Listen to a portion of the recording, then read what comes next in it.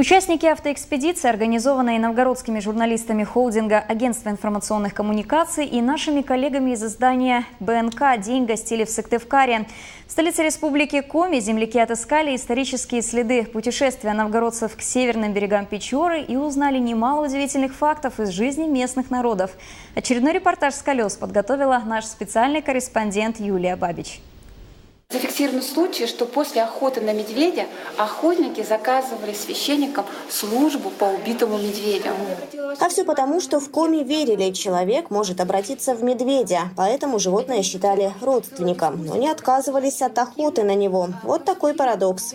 А еще коми-зыряне считали, что ребенка можно вылечить от тяжелой болезни, раскромсав березовый веник, а обрести счастье, найдя свое дерево. В этом отделе этнографии Национального музея Республики Коми не перестаешь удивляться. Есть здесь вещи совершенно шокирующие. Например, вот это. Изначально считалось, что это украшение для девушки, женщины, но на самом деле это погремушка для ребенка, и сделана она из костей рябчика.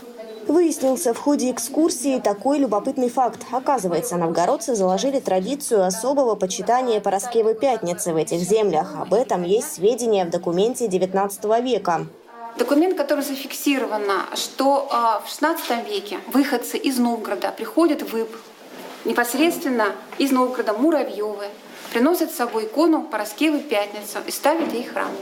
Вот такое открытие сделали земляки, а после отправились в Национальную галерею. Единственный и уникальный музей в Коми, где 10 тысяч произведений. И здесь есть работы новгородских художников. Но участникам экспедиции показали православное искусство, что развивалось в Усть-Цильме, куда земляки и держат путь. Увидели в этот день и смогли даже подержать в руках участники экспедиции редкие рукописные и печатные книги. Не удержались, попросили специалиста прочитать пару отрывков.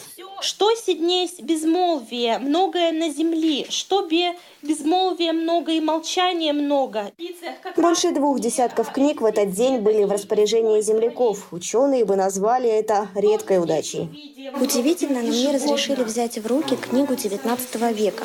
Это называется «Книга в сумку». Здесь кожаный переплет, и брали ее с собой. И что интересно, вот здесь вот специалисты предполагают, что дырка, которая образовалась от ложки, потому что люди носили с собой ее.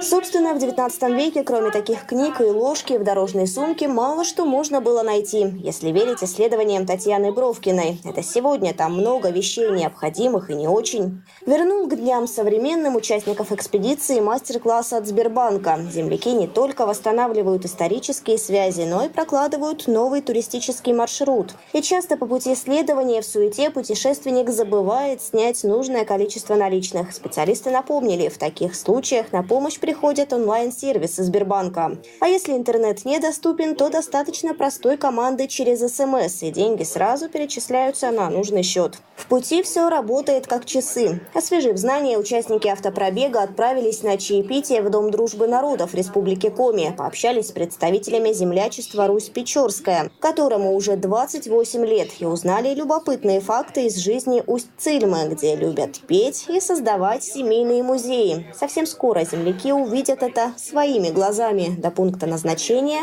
800 километров. Юлия Бабич, Андрей Константинов, Михаил Серов. Новости. Новгородское областное телевидение.